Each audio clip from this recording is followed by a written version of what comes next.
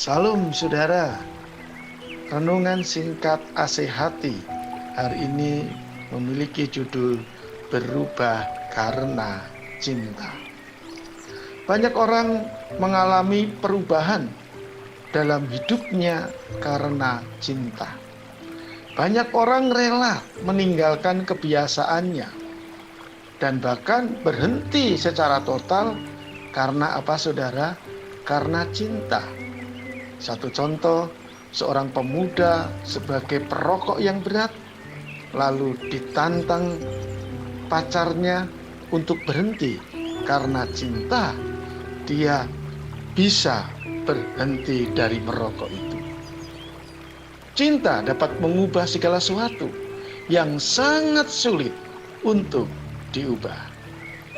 Firman Tuhan dalam kitab Matius pasal yang ke-9 ayat yang ke-9 dan 13 berkata begitu indah sekali saudara. Setelah Yesus pergi dari situ, ia melihat seorang bernama Matius duduk di rumah cukai. Lalu ia berkata kepadanya, "Ikutlah aku." Maka berdirilah Matius lalu mengikut dia. Ayat yang ke-13, jadi pergilah dan pelajarilah arti firman ini. Yang kukendaki ialah belas kasihan dan bukan persembahan. Karena aku datang bukan untuk memanggil orang yang benar, melainkan orang berdosa. Suatu hari ada seorang istri yang berdoa meminta kekuatan Tuhan untuk memiliki cinta yang besar terhadap suaminya. Tindakan suami yang kejam, tega, dan mementingkan diri sendiri, tidak mau peduli dengan keadaan sang istri. Wanita tersebut terus mengalami kemelut persoalan yang ada dalam hati dan pikirannya, yang membuat ia ingin meninggalkan suami dan anak-anaknya. Tetesan air mata selalu mengalir dikala ia berdoa, dan rasanya tidak berdaya, apalagi ketika ia mengingat tindakan-tindakan kejam, menyakitkan yang dilakukan sang suami. Bercerai adalah tindakan yang tidak mungkin ia lakukan. Yang ia hanya lakukan adalah mempertahankan keluarga dengan tetap utuh walaupun rasanya terpenjara. Pada satu malam di tengah keadaan dan kondisi yang penat karena pikiran dan hati yang padat dengan masalah, ia mulai berdoa dan merenungkan sampai akhirnya ia mengambil pensil dan kertas. Mulai ia menulis keburukan-keburukan sang suami. Ia ingin tunjukkan kepada sang suami, "Ini loh keburukanmu. Kalau kamu tidak berubah, rasanya susah untuk kita bersama." Di kertas yang lain juga ia menulis kebaikan sang suami. Ketika ia mulai melihat daftar buruk dan baik, ternyata ia terkagum-kagum. Begitu banyak sifat yang baik yang ia telah terima dari suaminya. Demikian juga ia mencatat kebaikan dan keburukan yang ada pada dirinya. Dengan perenungan yang akhirnya ia mendapat satu keputusan untuk merobek daftar keburukan sang suami dan membakarnya. Dan ia menyimpan daftar kebaikan sang suami di dalam dompetnya. Ia berusaha keras untuk membangkitkan cintanya kembali kepada sang suami. Setiap hari ia membaca kebaikan sang suami 3 kali dan berusaha mengingat dan berusaha untuk memperlakukan sang suami dengan cinta. Hari kedua berjalan sampai tidak tahu lagi hari yang keberapa. Ia mulai merasakan perubahan terjadi di dalam diri sang suami.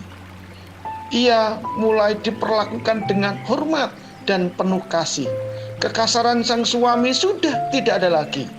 Dan wanita ini menemukan cintanya kembali yang sudah bertahun-tahun tenggelam. Cinta bisa merubah segalanya. Hari ini kita melihat, saudara, ada perubahan yang terjadi di dalam diri Matius atau orang Lewi ini. Dalam Alkitab dicatat ia adalah seorang pemungut cukai. Siapa seorang pemungut cukai itu?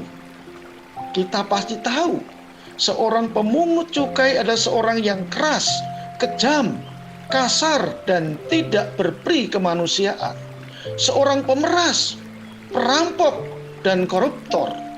Seorang yang tega, tidak berbelas kasihan, menekan, bahkan menghajar sampai ia mendapatkan apa yang diinginkannya.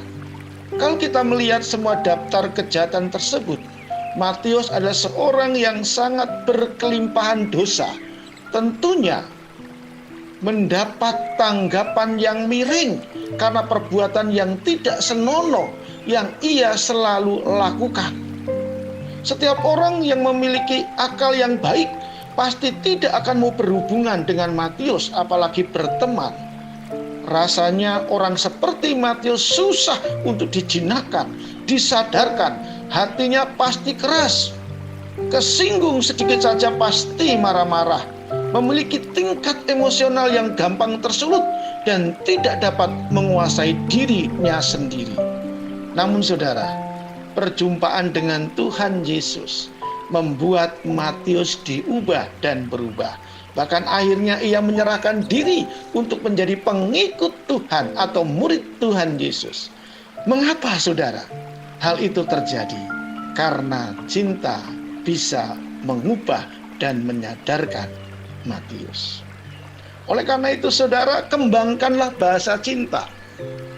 Kalau ingin keadaan baik terjadi dalam keluarga, dalam gereja, dalam perkumpulan apapun, akan menjadi indah selalu kalau di dalamnya selalu terdengar bahasa-bahasa cinta.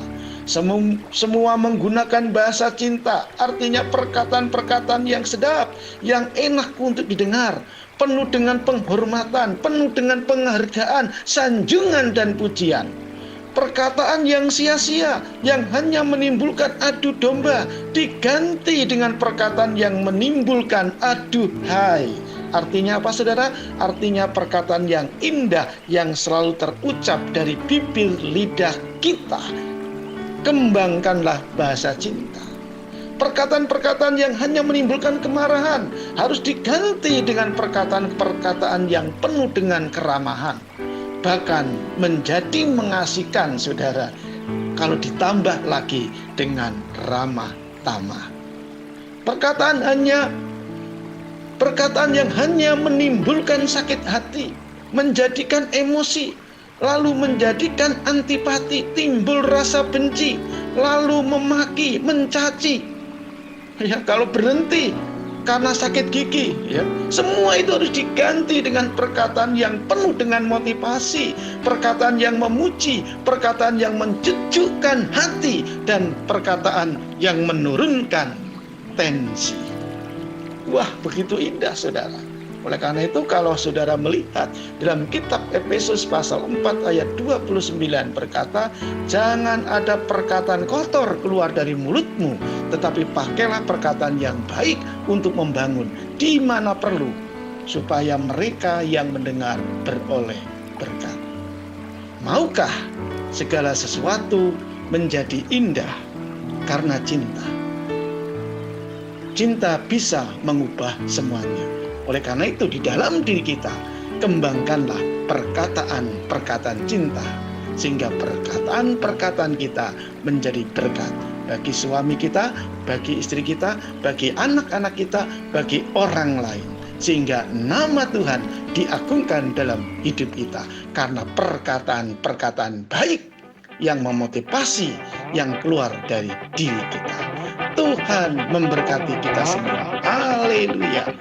Amin.